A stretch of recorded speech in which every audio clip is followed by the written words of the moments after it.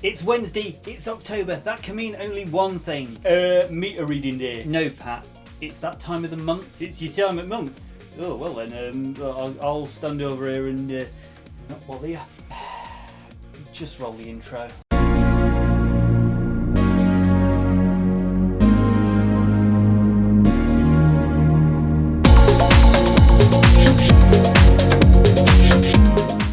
Welcome back, ladles and jelly spoons, to Kohigh Mathy's YouTube channel, brought to you live by videotape from the Orbital Broadcast Bunker, Britain's first and only airborne subterranean studio. If you like British accents and retro video games, then you, my friend, are in the right place. Let's look at some of the retro titles that were hitting the shelves in days gone by, when life was simpler and electricity was a hell of a lot cheaper. Released in 1992, these games have made it all the way to 30 years old, so many happy returns to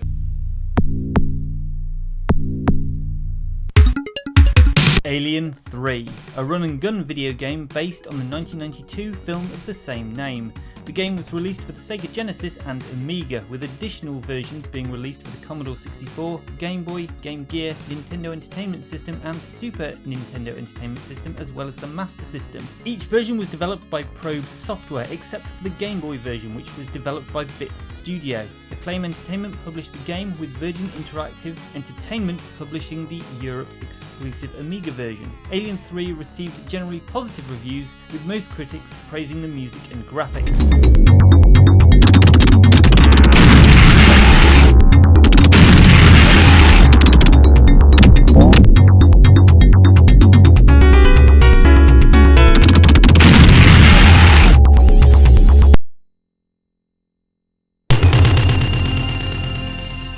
Mortal Kombat, a fighting video game developed and published by Midway. It is the first entry in the Mortal Kombat series and subsequently was released by Acclaim Entertainment for nearly every home platform at the time. The game focuses on several characters with various intentions who enter a martial arts tournament with worldly consequences. It introduces many of the key aspects of the Mortal Kombat series, including the unique 5-button control scheme and gory finishing moves called fatalities. Mortal Kombat is considered one of the greatest video games of all times by critics and audiences in the 21st century, and it became a best-selling game and remains one of the most popular fighting games in the genre's history, spawning numerous sequels and spin-offs over the following years and decades, beginning with Mortal Kombat 2 in 1993, which is also considered one of the greatest video games of all time. Both games were subject of a successful film adaptation in 1995, however it sparked much controversy for its depiction of extreme violence and gore using realistic digitized graphics, and along with the home release of Night Trap, prompted the formation of the Entertainment Software Rating Board, the ESRB, a US government-backed organisation that set descriptor ratings for video games.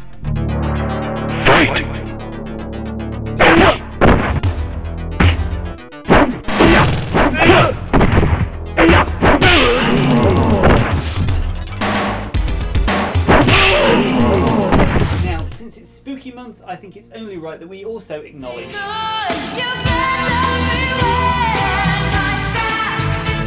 Night Trap, an interactive movie developed by Digital Pictures and published by Sega for the Sega CD. Presented primarily through full motion video, FMV, Night Trap tasks the player with observing teenage girls having a sleepover and visiting a house which, unbeknownst to them, is infested with vampires. The player watches live surveillance footage and triggers traps to capture anyone endangering the girls. The players can switch between different cameras to keep watch over the girls and eavesdrop on conversations to follow the story and listen in for clues. Night Trap received mixed reviews. Critics praised the B-movie-esque quality, humour and video animation, but criticised the gameplay as shallow. The game was one of the principal subjects of the 1993 United States Senate committee hearing on violent video games, along with Mortal Kombat. Night Trap was cited during the hearing as promoting gratuitous violence and sexual aggression towards women, prompting retailers Toys R Us and Kibi Toys to pull the game from shelves that December. After the controversy subsided, Night Trap was ported to other consoles, including the 32X, 3DO Interactive Multiplayer, MS-DOS and Mac OS. It was also re-released in 2017 2017 and 2018 to mark the game's 25th anniversary, but retrospective reviews of Night Trap were quite negative, owing to the FMV's ageing appeal as a game medium. It has been cited as one of the worst video games of all time. Augers tonight. A delivery, actually. I'm sure you and the boys can take care of everything here.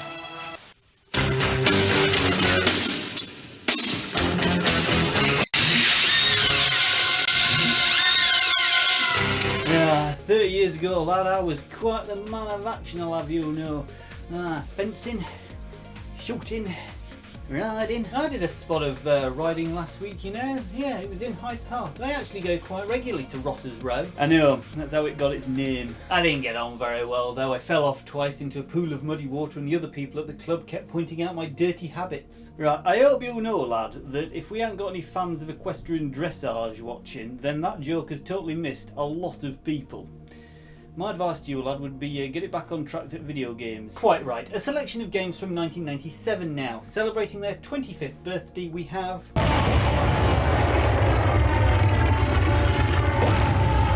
Mortal Kombat 4, the fourth instalment in the Mortal Kombat series of fighting games developed by Midway Games. Mortal Kombat 4 is the first instalment in the series to use 3D computer graphics. It's also the last game in the series to have an arcade release. After that it was ported to the PlayStation, Nintendo 64, PC and Game Boy Color. An updated version titled Mortal Kombat Gold was released exclusively for the Dreamcast the following year.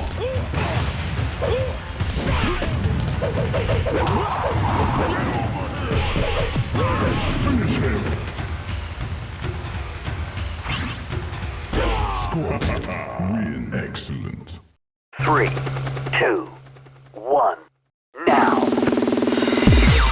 Slope Sliders, a game that was made for the Sega Saturn and Sega Titan STV arcade system. It was developed by a collaboration of Vector Interactive Software and the Cave Company. The game was released by Vector Interactive Software in Japan and by Sega in other territories. Capcom released the arcade version. The game was met with positive reviews, drawing favourable comparisons to other snowboarding video games for its sharp graphics, innovative design and intuitive control system.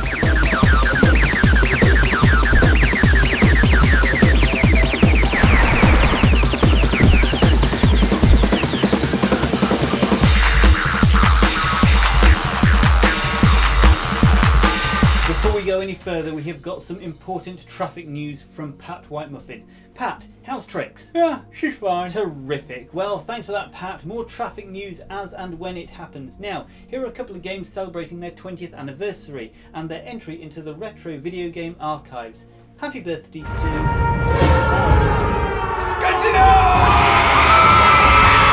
Godzilla Destroy All Monsters Melee, a fighting video game based on Toho's Godzilla franchise. It was developed by Pipeworks Software and published by Infogrames under the Atari brand for the GameCube. A companion game was developed by WayForward Technologies for the Game Boy Advance, Godzilla Domination, which was released in November of the same year. Destroy All Monsters Melee was later released for the Xbox in 2003, featuring additional content and enhanced graphics.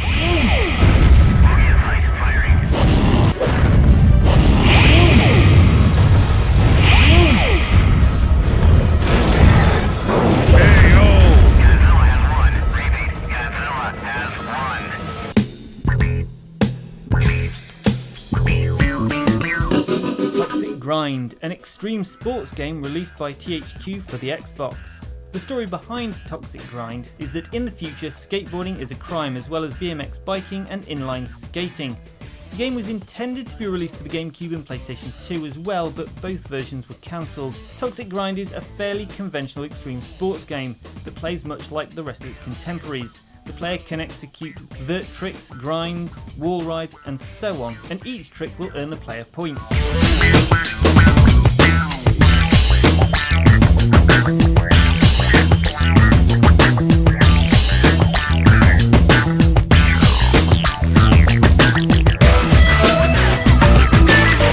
Yo, takes me back, you know, lad, five-a-side, jumpers for goalposts.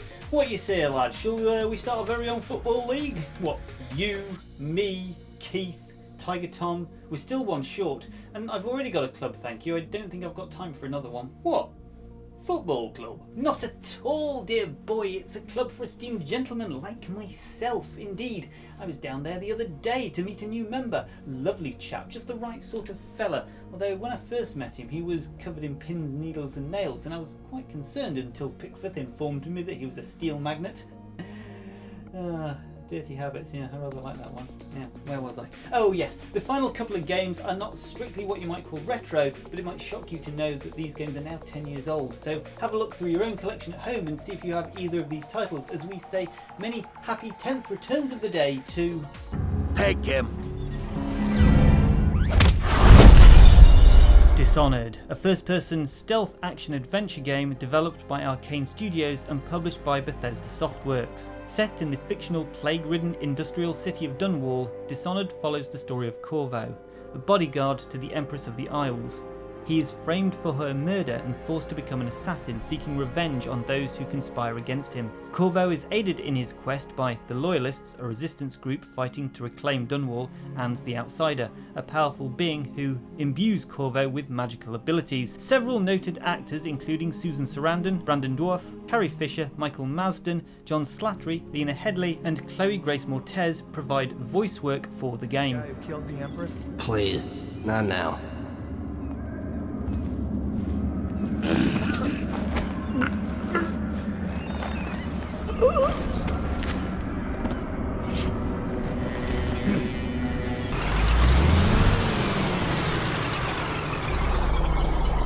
Euro Truck Simulator 2, an open-world truck simulator game developed and published by SCS Software for Microsoft Windows, Linux and Mac OS. The game is a direct sequel to the 2008 game Euro Truck Simulator, and is the second video game in the Truck Simulator series. The game is non-linear, with the basic premise of the game being that players can drive one of a choice of articulated trucks across a condensed depiction of Europe, picking up cargo from various locations and delivering it.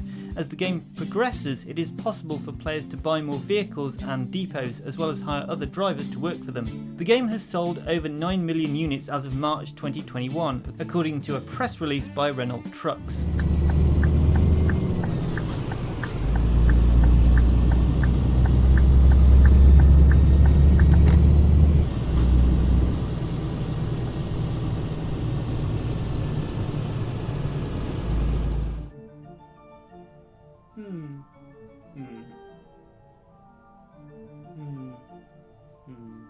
That was Thought for the Day here at Kohigh Mathy's YouTube channel.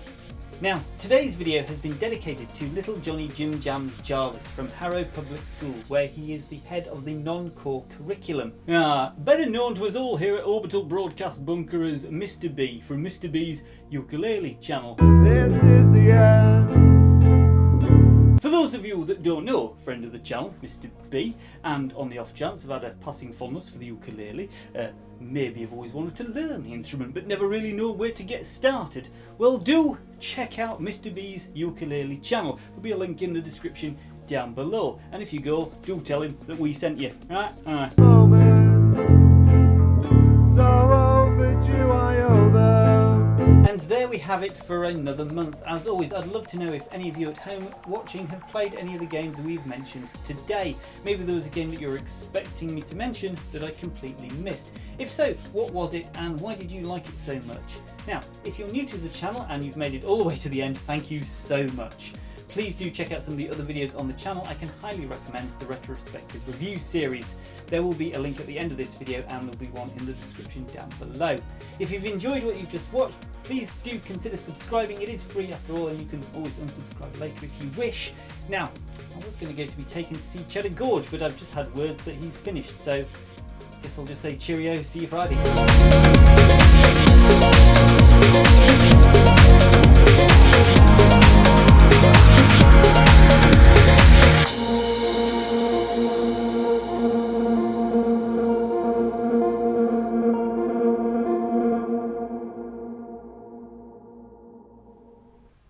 Another cracking episode there, lad.